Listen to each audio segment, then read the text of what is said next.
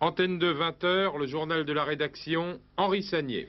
Bonsoir, l'événement politique en direct, une nouvelle fois dans le journal d'Antenne 2. Dans quelques instants, Monsieur François Mitterrand répondra à nos questions.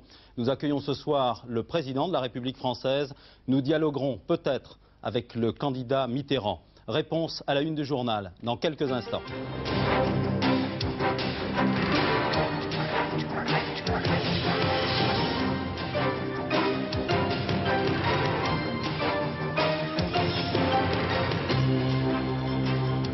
Bombes au gaz moutarde et au cyanide sur le Kurdistan pro-iranien, les représailles irakiennes auraient fait 5000 victimes et autant de blessés. 2 fois déjà, les Nations Unies ont condamné l'Irak pour l'utilisation d'armes chimiques. 1987, l'année des bénéfices pour Renault, 3,7 milliards de francs. 7 ans que la régie n'était pas sortie du rouge. Résultat spectaculaire, mais l'endettement du groupe reste important. Philippe de Broca en terre bretonne, Les Chouans, son dernier film, sort demain. Philippe Noiret et Sophie Marceau dans l'histoire d'une famille divisée par la Révolution. Super production de 2h25 et un feuilleton à venir sur Antenne 2. Une journée supplémentaire de détention pour Marcel Fontaine, Jean-Paul Kaufmann, Marcel Carton. Les otages français au Liban n'ont toujours pas été libérés. Monsieur le Président, bonsoir et merci d'avoir accepté l'invitation de la rédaction d'Antenne 2. Ma première question est simple et directe à la fois, vous allez le voir. Quelque chose me dit d'ailleurs que je serai le dernier journaliste de France et de Navarre à vous poser cette question. Monsieur le Président, êtes-vous à nouveau candidat à la présidence de la République? Oui. Vous avez mûrement réfléchi? Je le crois. On peut savoir quand vous avez pris cette décision. Certains disent c'est en juillet 87, d'autres disent c'est pendant les fêtes de fin d'année. Je n'en sais rien moi-même. Au fond, pourquoi briguez-vous un second mandat, Monsieur le Président? J'allais dire, Monsieur le candidat. Vous savez, depuis déjà quelques mois, j'ai beaucoup écouté les discours des uns et des autres. Et dans tout ce bruit, j'aperçois un risque pour le pays de retomber dans les querelles et les divisions qui si souvent l'ont miné. Eh bien, je veux que la France soit unie. Et elle ne le sera pas si elle est prise en main par des esprits intolérants, par des partis qui veulent tout, par des clans ou par des bandes. Elle ne sera pas non plus, et sur le premier point j'insiste, car il faut la paix civile à la France si on veut qu'elle soit prête à aborder le temps qui vient. Monsieur Mitterrand, très franchement, ce sont là les circonstances exceptionnelles dont vous parlez? Je n'ai pas terminé sur ce point, je ne ferai pas un long discours, ayez la patience de m'entendre. J'ai dit que la France ne sera pas unie non plus si des intérêts particuliers, égoïstes par nature, exercent leur domination sur le pays, au risque de déchirer le tissu social, d'empêcher la cohésion sociale qui correspond à la cohésion nationale nécessaire. Alors je dis, il faut la paix sociale, il faut la paix civile, il faut la paix sociale. Alors vous m'avez posé la question en m'interrompant. Oui, vous avez dit un jour, je ne me présenterai qu'en cas de circonstances exceptionnelles. Oui. Apparemment, vous venez de donner une définition. Oui. Honnêtement, Monsieur le Président, la démocratie n'est pas menacée. Le pays est en paix. Il faut toujours prendre des précautions. Tout ce que j'ai vu, je viens de vous le dire, mérite la plus extrême attention. Alors les circonstances exceptionnelles ne sont pas d'ordre spécialement international aujourd'hui, bien qu'on aura l'occasion d'en parler d'autres fois. Par un concours de circonstances, qu'on appellera, si vous voulez, exceptionnel, que je n'attendais pas, que je ne désirais pas. Bien oui, il m'est apparu, et pas à moi seul, que j'étais en mesure de faire front pour éviter ces germes de division dont je viens de parler. À qui faites-vous allusion, Monsieur Mitterrand? Eh bien, j'ai fait allusion tout à l'heure de façon très claire. À vos adversaires? Aux partis, aux groupes, aux factions, dont l'intolérance éclate tous les soirs dans les propos qu'ils tiennent. Monsieur Mitterrand, vous avez 71 ans. C'est un bel âge, il faut respecter ses aînés, mais n'est-ce pas un handicap pour briguer un second mandat? Oui, peut-être, sans doute. Écoutez, je vais vous faire une confidence. J'aimerais mieux avoir 10 ans de moins. Bon, c'est comme ça. Ce n'est que, après tout, c'est vrai, il faut le reconnaître, que 4 années de moins que le général de Gaulle quand il s'est représenté en 1965. Vous lisez... La différence n'est pas immense. Bon, et qu'il a été élu. J'ai noté un jour dans un livre de Jules Romain cette réflexion.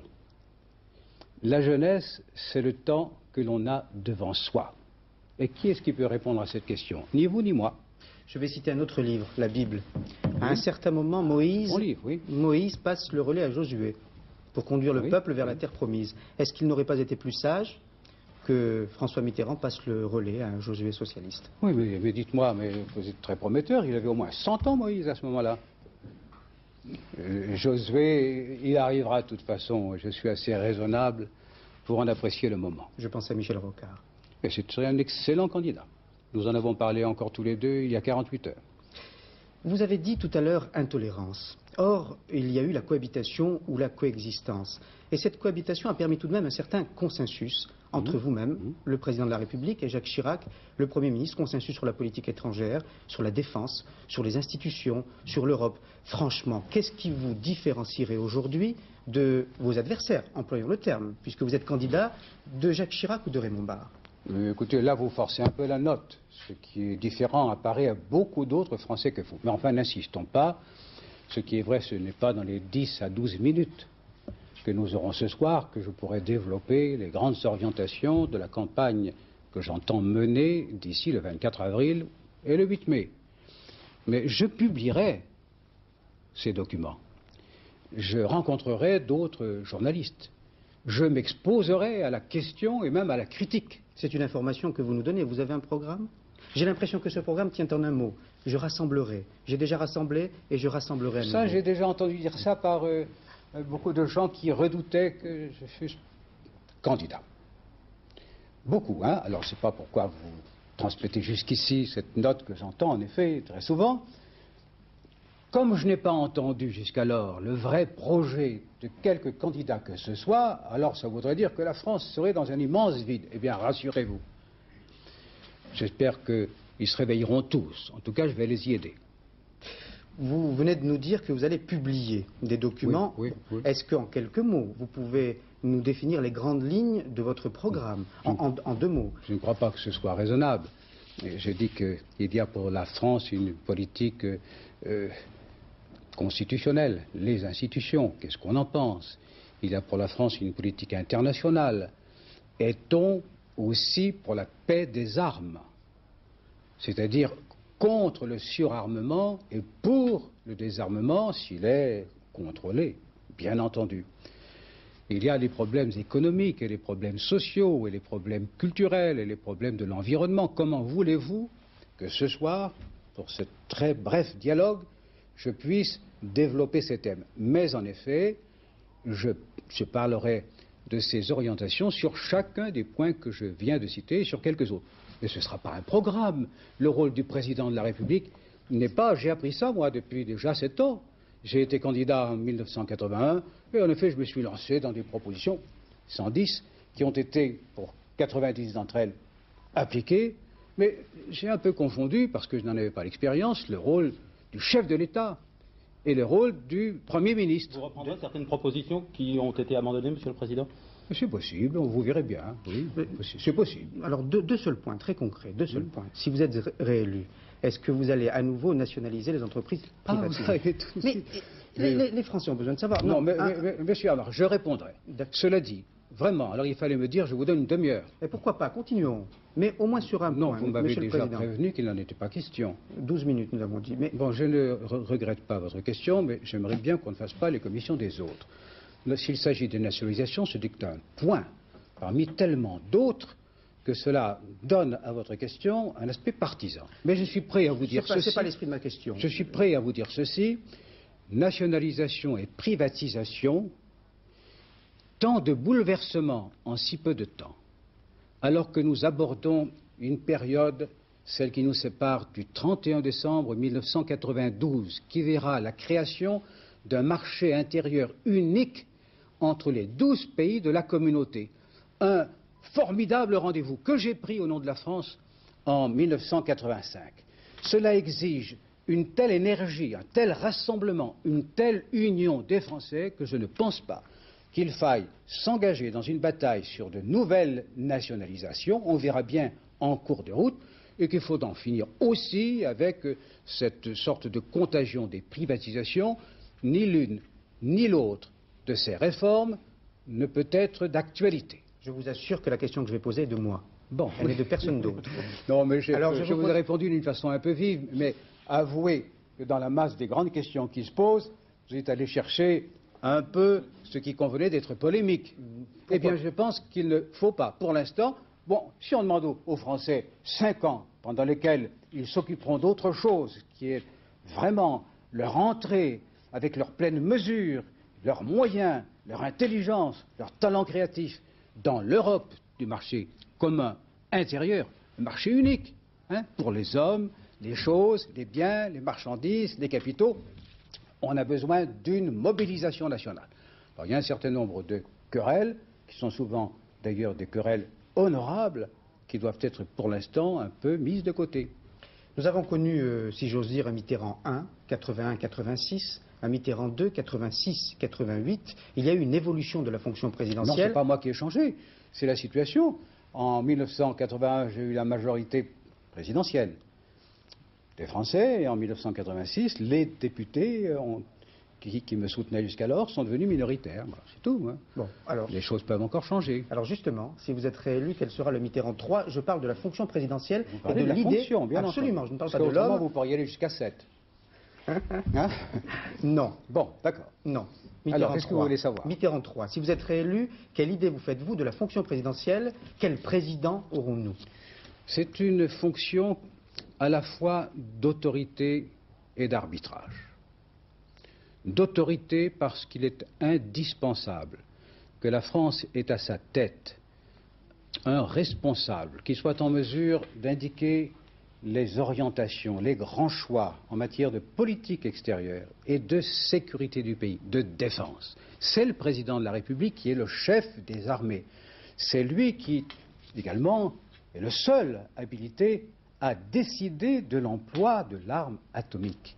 Lorsque l'on pense à ces choses, alors il faut regarder bien droit devant soi, en raison des responsabilités écrasantes qui reposent sur un seul homme, et lui permettre de définir une politique qui soit véritablement conforme aux intérêts majeurs du pays, et qui n'obéisse pas à des impulsions ou à des changements d'humeur, que ce soit vraiment une capacité reconnue au chef de l'État.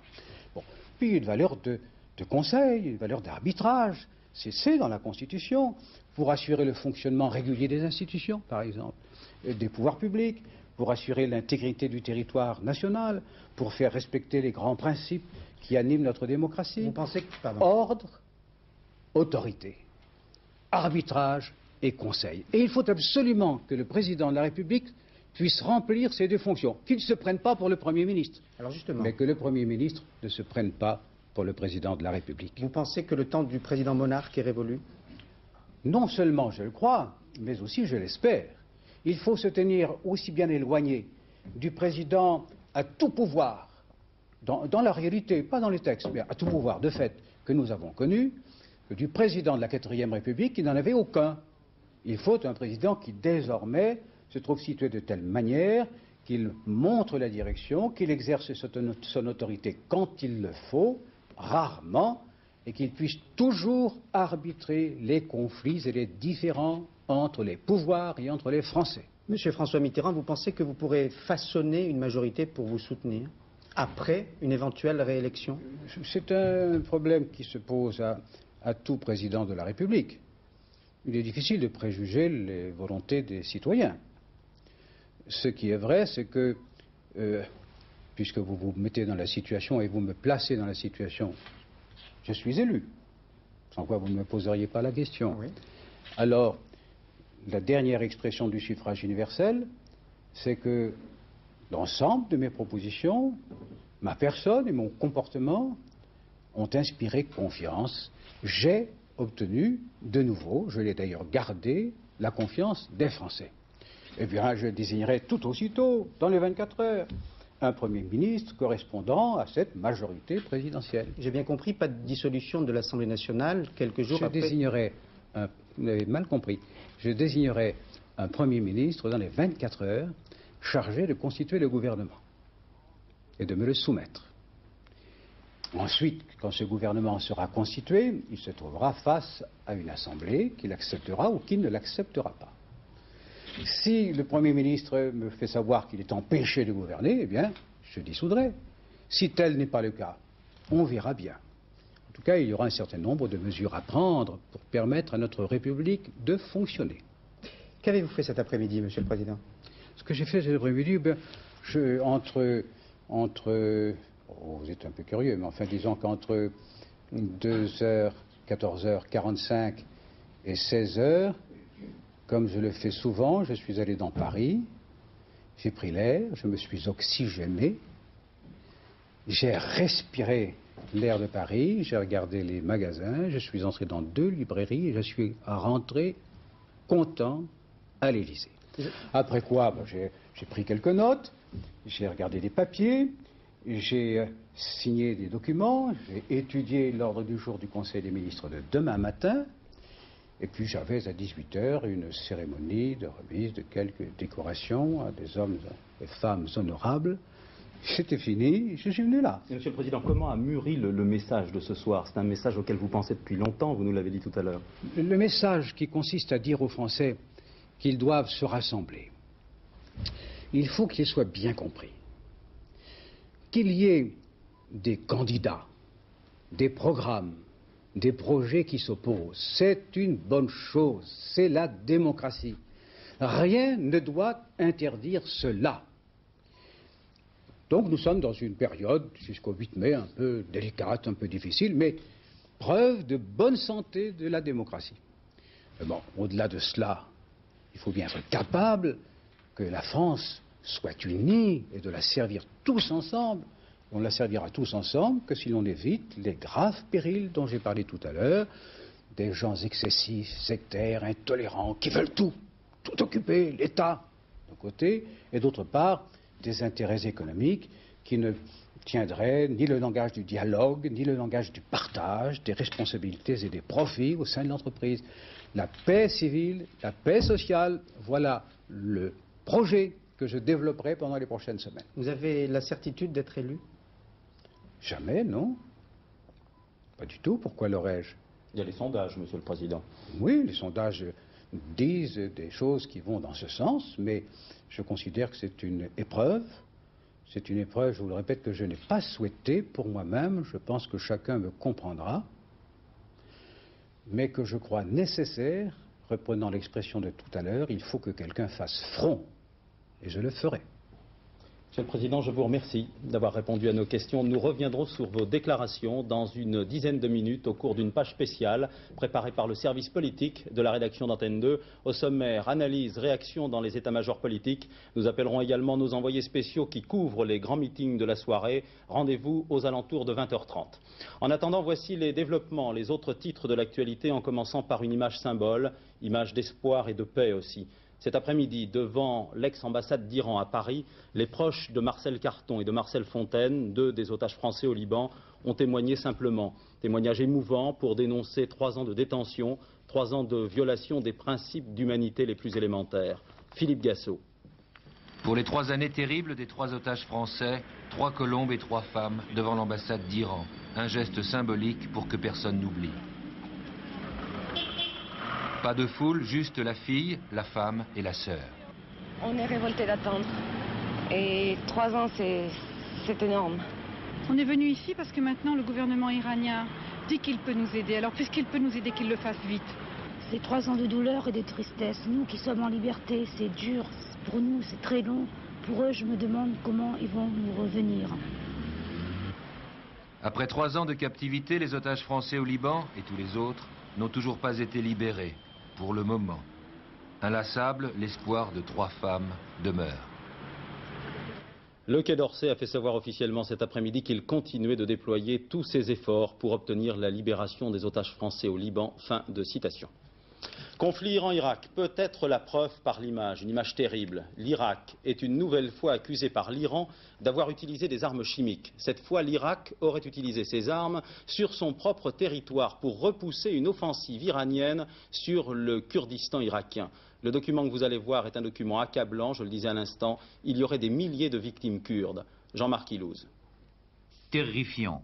Aucun de ces cadavres ne porte de blessures apparentes. Tous sont morts, gazés ou brûlés dans le bombardement de leur village à l'arme chimique. Tous appartenaient à la minorité kurde d'Irak. Leur village, Halabja, frontalier de l'Iran, fait partie d'une zone de 1000 km² conquise la semaine dernière par l'Iran. Aujourd'hui, ce témoignage atroce de la télévision iranienne est confirmé par les journalistes occidentaux présents. Accusé, l'Irak et son aviation, impitoyable pour tout village kurde soupçonné de collusion avec les Kurdes d'Iran. Halabja, véritable oradour-sur-glane chimique, 4 à 5000 morts selon les sources. L'Irak a déjà été condamné 2 fois par les Nations Unies pour utilisation d'armes chimiques. Paradoxalement, les conventions de Genève interdisent l'utilisation, mais non pas la production, d'armes chimiques. En France, Renault ou le retour des bénéfices. Pour la première fois depuis 1979, la régie affiche un excédent de 3,7 milliards de francs. Le redressement est spectaculaire, mais il s'est accompagné d'une baisse d'1 quart des effectifs. Reste l'endettement de l'entreprise, il est encore très lourd. Maryse Manot.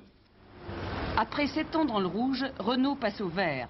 Avec 3,7 milliards de bénéfices pour l'an dernier, la régie réalise même le meilleur résultat de son histoire.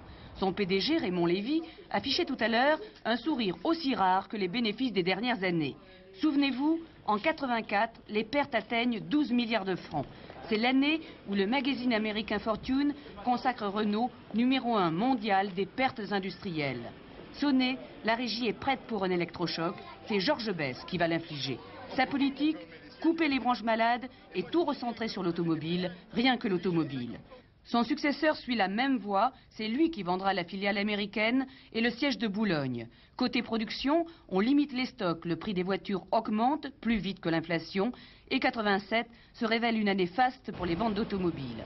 Reste que le prix social du redressement est très lourd. En 3 ans, le quart des effectifs de la régie est supprimé, soit 25 000 emplois. La vitrine sociale se brise sans trop de remous. Mais Renault n'a pas encore gagné. Il y a encore 46 milliards de dettes. Son PDG compte beaucoup sur les 12 milliards promis par l'État pour assainir son bilan, qu'il y ait ou non changement de statut. L'essentiel pour moi, encore une fois, c'est qu'on me remette dans une situation nette positive. Qu'on redonne au bilan de Renault un aspect, j'allais dire humain, l'aspect d'une entreprise normale. Autrement dit, si on vous donne 12 milliards de francs, mais qu'on ne vous demande pas de changer le statut de la régie, vous êtes d'accord? Ah, tout à fait. Prochain test pour Renault, le lancement du nouveau modèle qui remplacera les R9 et R11. La régie n'est pas encore assez solide pour se permettre un échec. Le trafic transmanche, encore et toujours malheureusement le point mort. Plusieurs centaines de camions sont bloqués à Calais et à Douvres. Le directeur de l'armement naval SNCF ne souhaite pas visiblement négocier avec les marins tant que les piquets de grève ne sont pas définitivement levés. Au cœur du problème, il y a surtout l'adaptation des compagnies maritimes au futur tunnel sous la Manche. Christophe Martet. 10h30 ce matin à Calais. Le Saint-Anselme, le seul navire qui effectue encore des rotations, entre dans le port. Une vingtaine de poids lourds vont pouvoir embarquer direction l'Angleterre. Pour beaucoup, c'est le soulagement après des journées d'attente. Pour Bradford, j'ai paumé 2 jours quoi, dans la semaine. Et aujourd'hui, vous avez pu trouver à partir? Bah oui, j'étais inscrit sur le numéro d'attente. Oh. J'ai perdu au moins 3000 francs restant bloqué ici pendant 3 jours. En toile de fond du conflit, l'immense chantier du tunnel sous la Manche, à quelques kilomètres de Calais. Dans 5 ans, 80% des passagers choisiront le tunnel. Selon la direction de l'armement naval, c'est dès maintenant qu'il faut s'adapter. Je crois qu'il est nécessaire de moderniser les navires aussi vite que possible, c'est-à-dire probablement dans les 2 ans qui viennent. Les grévistes, eux, reprochent à la direction l'embauche à Dieppe de personnel intérimaire avec des salaires inférieurs à ceux des marins permanents. Ils craignent que ces mesures ne soient le prélude à une remise en cause de leurs conditions de travail. Nous sommes sous la menace de la privatisation. On demande des sacrifices aux marins sans aucun projet d'avenir. Ce soir, toutes les voitures particulières ont pu être embarquées, mais 250 camions sont toujours bloqués à Calais et une centaine à Dieppe. Aucune négociation n'est prévue pour l'instant et la situation pourrait empirer à la fin de la semaine, à l'approche des vacances de Pâques. Les autres télégrammes d'actualité, comme chaque soir, le commentaire est signé François Cornet. Reprise aujourd'hui à Paris du procès de Christian David, accusé du meurtre en février 66 du commissaire Galibert chargé de l'enquête sur l'affaire Ben Barka. Le beau Serge récuse ses avocats et continue de nier les faits qui lui sont reprochés. 22 ans après, il promet des révélations sur la mystérieuse disparition du leader de l'opposition marocaine. S'il fallait seulement 3 jours aux astronautes pour revenir de la Lune, ces hommes ont passé 18 jours à remonter du fond des mers. Après 30 jours d'isolement à l'intérieur d'un caisson sur pression, ces 6 Français ont battu le record du monde de plongée. En travaillant à 531 mètres sous l'eau, ils ont retrouvé aujourd'hui l'air libre à Marseille. Un mort et 2 brûlés aujourd'hui à Angoulême dans un atelier de pyrotechnie. La poudre que les artificiers passaient dans les fusées s'est enflammée, provoquant un incendie. Une R25 Turbo V6 toute neuve proposée à 60 000 francs, c'était en effet une affaire en or pour les acheteurs. Les trafiquants s'approvisionnaient directement sur les parkings de la régie en Seine-Saint-Denis, pas d'intermédiaire. Le réseau a été démantelé. Le petit clin d'œil sportif avec un coup d'œil sur l'équipe de France de football qui affrontera l'Espagne demain soir au stade municipal de Bordeaux en match amical. Pas de grosse surprise, vous allez le voir, si ce n'est le retour de Joël Batz dans les buts et l'arrivée de Jean-Philippe Durand, le capitaine toulousain, en attaque. Pour le reste, pas de changement. On comptera sur Passy, Papin et Cantona pour marquer les buts. Affaire à suivre. Cinéma, l'événement demain, c'est la sortie de Chouan, le film de Philippe de Broca, avec une prestigieuse distribution. On y retrouve Philippe Noiret, Lambert Wilson et Sophie Marceau. Le film est une coproduction Antenne 2. C'est aussi une grande fresque historique, familiale et amoureuse qui se déroule pendant la Terreur en 1793. Le cadre, c'est l'ouest de la France où les monarchistes et les catholiques se révoltaient contre la Révolution à Paris. Gérard Dalmas et une équipe d'Antenne 2 étaient sur les lieux du tournage, à Locronan. Moteur. 51 sur un deuxième. Action.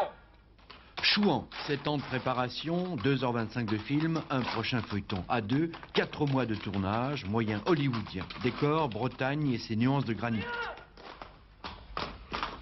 Réalisateur, Philippe de Broca. Patinés au chalumeau, les statues de polystyrène restituent l'époque fin 18e.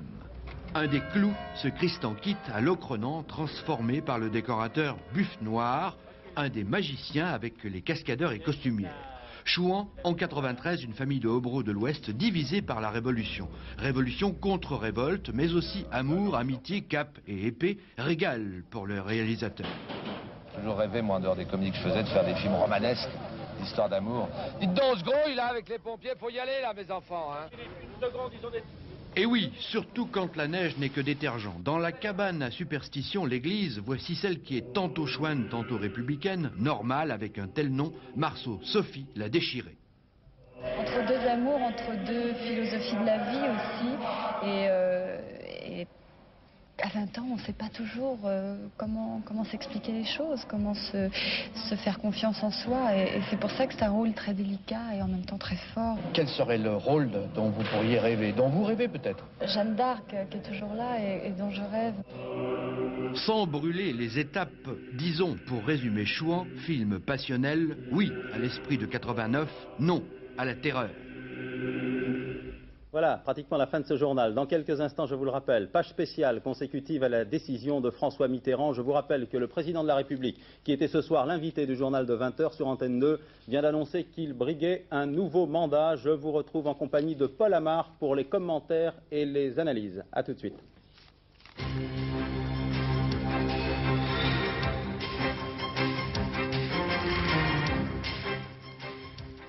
Page spéciale donc du journal pour analyser l'interview du président de la République. Je vous rappelle que tout à l'heure, en ouverture du journal de 20 h, François Mitterrand a annoncé officiellement sa candidature à la présidence de la République. C'est la fin d'un long suspense commencé il y a quelques mois. Je vous propose d'écouter la phrase clé prononcée tout à l'heure par le président de la République. Si nous avons pu la caler sur les magnétos, qu'on me fasse un petit signe. Non, la phrase clé n'est pas encore prête, nous l'écouterons tout à l'heure. Paul, on peut rappeler en un mot ce qu'a dit le président de la République. Je lui ai posé simplement et directement la question. Il a répondu « Oui, je suis candidat ». Oui, effectivement, en un seul mot, il est candidat à sa propre succession pour une raison précise qu'il a définie lui-même. Il pense être le seul à pouvoir préserver la paix civile et la paix sociale. Il a d'ailleurs été très sévère à l'égard des factions, c'est le terme qu'il a employé, sans jamais nommer ceux qui sont aujourd'hui maintenant ses adversaires, c'est-à-dire Jacques Chirac et Raymond Barre. Il y a quelque temps, il parlait de circonstances exceptionnelles qui pouvaient justifier une éventuelle candidature de sa part. Il n'est pas vraiment revenu sur ce terme. Il a préféré employer l'expression, j'essaie de me souvenir, concours de circonstances exceptionnelles. Eh bien, il l'a défini au cours de cette interview exceptionnelle qu'il vient d'accorder, si j'ose dire, qu'il vient d'accorder à Antenne 2. Il pense être le seul, à gauche évidemment, et dans le pays, à pouvoir préserver ce qu'il appelle la paix civile. Mais nous reviendrons, je pense, sur le contenu de sa propre déclaration. Tout à fait, nous nous retrouvons dans quelques instants. Dans quelques instants, nous allons donc essayer de vous présenter les différentes réactions qui sont tombées après l'intervention du président de la République sur Antenne 2. Nous irons à Caen et Limoges avant les grands meetings de ce soir pour le RPR et le Parti Socialiste. Nous aurons également une liaison avec l'état-major de Raymond Barre à Paris. Avant cela, arrêtons-nous quelques instants sur la carrière et surtout sur la personnalité du candidat Mitterrand. Commentaire de Jean-Michel Mercurol.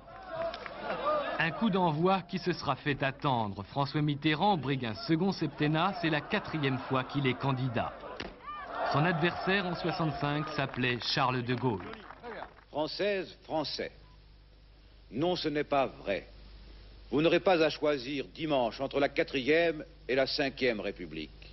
Pas plus que vous n'aurez à choisir entre le ministre de la 4e que je fus à 30 ans et le ministre de la 3e République que fut le général de Gaulle dans le gouvernement de la débâcle. Mitterrand jusque-là, un acteur parmi d'autres des années d'après-guerre, 11 fois ministre en 12 ans, un homme qui a refusé la constitution gaulliste de 58 et qui dénonce le pouvoir solitaire. Du défi à de Gaulle, il sort grandi, il devient celui qui a réussi à mettre en ballottage le général lui-même. Je suis heureux de voir que moi, je suis socialiste, membre du Parti socialiste, et tous les socialistes sont là. Je ne suis pas communiste, et tous les communistes sont là. À nouveau candidat au présidentiel en 74, François Mitterrand a dû accomplir en 9 ans un patient travail. La reconstruction des forces socialistes, puis l'union avec les communistes pour la conquête du pouvoir. Malgré la rupture du programme commun en 77, François Mitterrand maintient le cap et finit par l'emporter en 81. François Mitterrand est élu président de la République.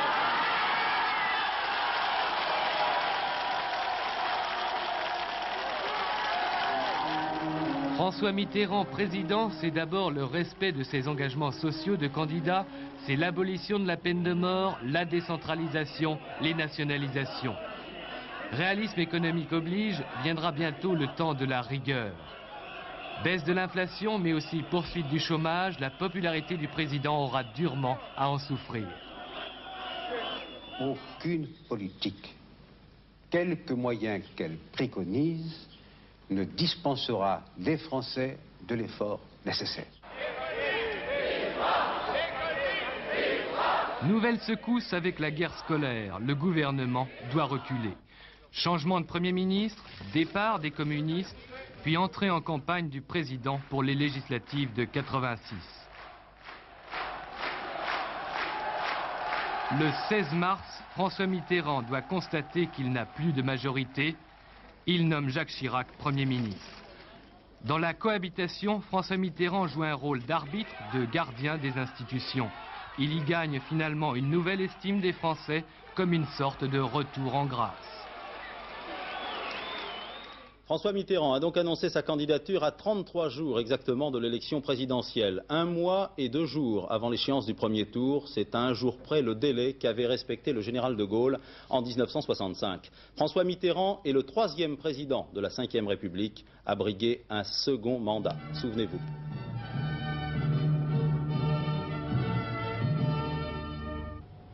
Françaises, Français, aujourd'hui, je crois devoir me tenir prêt à poursuivre ma tâche, mesurant en connaissance de cause de quel effort il s'agit, mais convaincu qu'actuellement, c'est le mieux pour servir la France. Françaises, Français, mes chers amis, j'ai décidé de me présenter à l'élection présidentielle pour un septennat nouveau. Un coup d'œil sur les réactions, vous en doutez, de plusieurs millions de téléspectateurs et plus spécialement la classe politique était devant le petit écran ce soir, devant le journal de 20h. On va essayer de faire le point avec les états-majors avant les grands meetings de ce soir. Laurent Boussier nous attend à Caen. Laurent, je vous aperçois, vous assisterez ce soir au meeting RPR, le meeting de Jacques Chirac. Première réaction, est-ce que vous avez rencontré le Premier ministre déjà, Laurent? Écoutez, pas pour l'instant, pas de réaction directe de Jacques Chirac à l'annonce de la candidature officielle de François Mitterrand. Cela dit, nous attendons d'un instant à l'autre un communiqué écrit de la main même du candidat Chirac. Je vous rappelle dès que je peux avoir ce communiqué, mais sachez que de toute façon, le Premier ministre a prévu d'en parler en ouverture de son meeting à 21h. Des gens qui sont proches du Premier ministre, son état-major de campagne, que vous ont-ils dit à chaud ce soir, Laurent? Écoutez, le sentiment qui prédomine ici est double ce soir. D'une part, un sentiment disons un sentiment de bien-être parce qu'enfin ils vont pouvoir se battre. Jacques Chirac va pouvoir se battre contre un véritable adversaire. Et puis un sentiment de dureté aussi parce que ce qui domine ici, c'est que les propos de François Mitterrand ont été assez durs.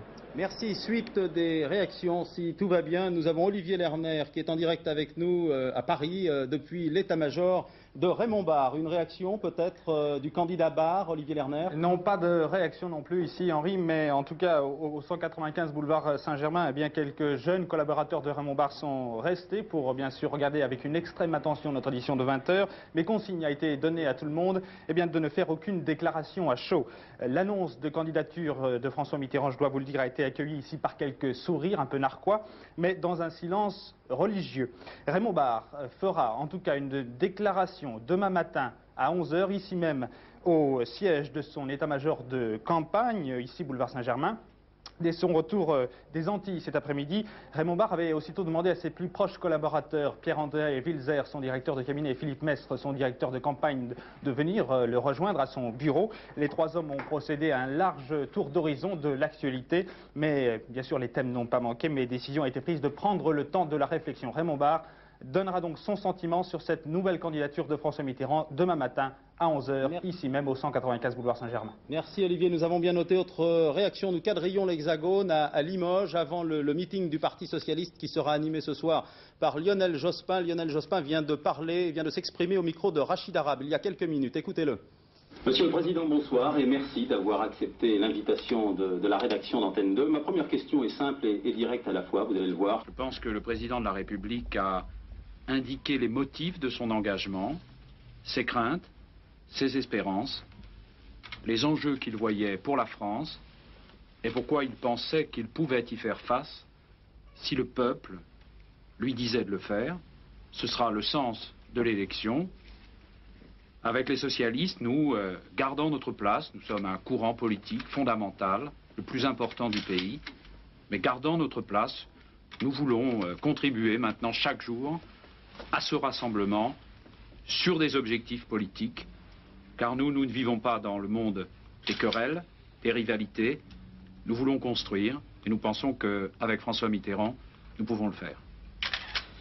Voilà donc ce que nous pouvions dire à chaud avec toute l'équipe du journal d'Antenne 2 et plus spécialement l'équipe de la rédaction politique du journal d'Antenne 2.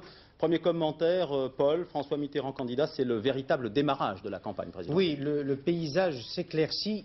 Enfin, tous les candidats sont en piste, François Mitterrand, qu'il a dit ce soir sur notre antenne, Jacques Chirac, Raymond Barre et les autres.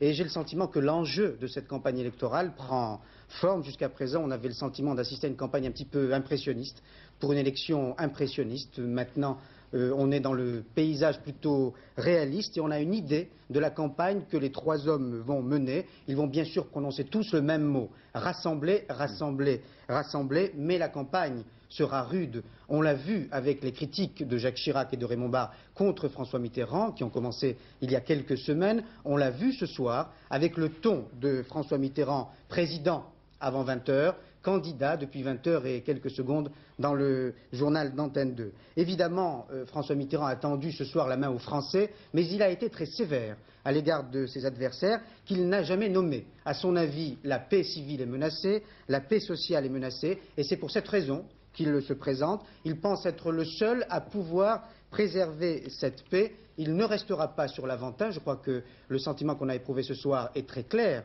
à l'issue de l'interview qu'on a faite avec le président. Il rendra manifestement coup pour coup, et il pense que le débat sera plus idéologique qu'on ne peut le croire. Il n'a pas employé ce terme, il n'a pas parlé de droite ni même de gauche, mais on a le sentiment ce soir qu'il s'agira d'un vrai combat entre deux hommes, ou plutôt entre trois hommes, François Mitterrand, Jacques Chirac et Raymond Barre. Un mot, si vous le permettez, sur le paysage après le 8 mai, après le deuxième tour.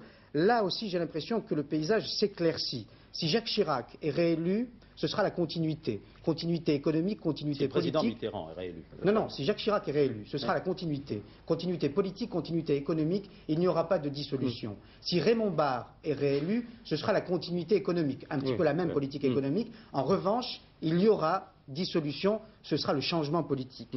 Si François Mitterrand est réélu, il voudra mener une politique de rassemblement. Il n'y aura pas, a-t-il dit ce soir, même s'il n'a pas eu envie d'entrer dans le détail, de bataille des nationalisations, et une politique de rassemblement sur le terrain politique également. Il ne décidera pas une dissolution dans l'immédiat. Il l'a dit, il a été clair, il nommera un Premier ministre dans les 24 heures qui suivraient sa réélection. Si le Premier ministre est accepté par l'Assemblée actuelle, eh bien, on continuera. S'il est censuré par l'Assemblée actuelle, il y aura dissolution. Sur ce point, François Mitterrand a été très clair. Merci Paul Amar. Fin de cette édition spéciale. Je vous rappelle que ce soir, en direct dans le journal d'Antenne 2, M. François Mitterrand a annoncé officiellement qu'il briguait un nouveau mandat. Grâce à la rédaction d'Antenne 2 et aux commentaires du service politique, vous avez été les témoins privilégiés de cet événement. Je vous propose en quelques secondes de réécouter la phrase clé énoncée tout à l'heure sur le plateau d'Antenne 2 par le président Mitterrand. Ma première question est simple et directe à la fois, vous allez le voir. Quelque chose me dit d'ailleurs que je serai le dernier journaliste de France et de Navarre à vous poser cette question, Monsieur le Président. Êtes-vous à nouveau candidat à la présidence de la République? Oui. Vous avez mûrement réfléchi? Je le crois. On peut savoir quand vous avez pris cette décision. Certains disent c'est en juillet 87, d'autres disent c'est pendant les fêtes de fin d'année. Je n'en sais rien moi-même. Au fond, pourquoi briguez-vous un second mandat, Monsieur le Président? J'allais dire, Monsieur le candidat. Vous savez, depuis déjà quelques mois, j'ai beaucoup écouté les discours des uns et des autres. Et dans tout ce bruit, j'aperçois un risque pour le pays de retomber dans les querelles et les divisions qui si souvent l'ont miné. Eh bien, je veux que la France soit unie. Voilà d'autres commentaires, d'autres réflexions en direct après les meetings politiques. Tout à l'heure, dans le dernier journal, vers 23h30, le dernier journal sera présenté par Hervé Claude. Demain, 6h45, n'oubliez pas Télématin. À 7h45, c'est monsieur Alain Juppé qui sera l'invité des 4 vérités. Bonne soirée, cinéma sur Antenne 2. Désolé, nous avons un peu débordé, mais c'était l'événement qui commandait. À demain 20h, bonsoir.